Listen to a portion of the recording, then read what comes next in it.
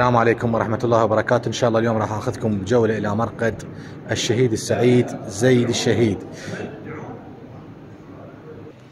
طبعا زيد الشهيد هو ابن الإمام زين العابدين عليه أفضل الصلاة والسلام، اللي أراد قيادة ثورة ضد النظام الأموي بعد مقتل الإمام الحسين عليه أفضل الصلاة والسلام.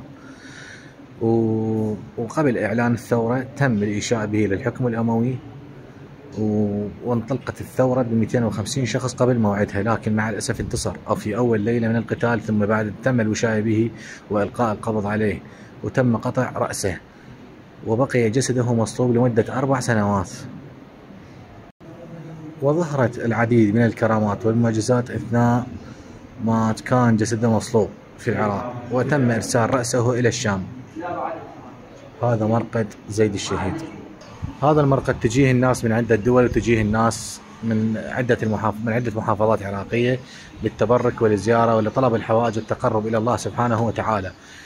واليوم احنا في شهر رمضان المبارك، اليوم السادس من شهر رمضان، فتشوفون الناس شوية عددها قليل، لكن انه العدد يكثر بعد الفطور. هذا هو مدخل المرقد، وهاي زيارة الشهيد الخالد زيد بن علي بن الحسين عليه الصلاة والسلام. طبعا اثناء الزيارة راح تلقون القصة الكاملة موثقة بالاحاديث من الامام الصادق ومن آل البيت.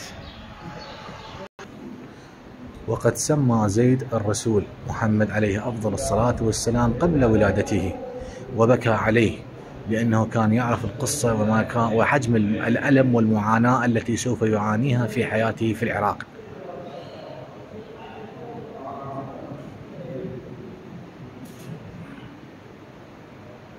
إلهي أسألك بحق زيد الشهيد أن تقضي حوائج المحتاجين منا بجودك وكرمك يا أكرم الأكرمين، أن تشافي جميع مرضى المسلمين، أن ترحم موتانا، تيسر أمورنا، تقضي حوائجنا بحق محمد وآل محمد.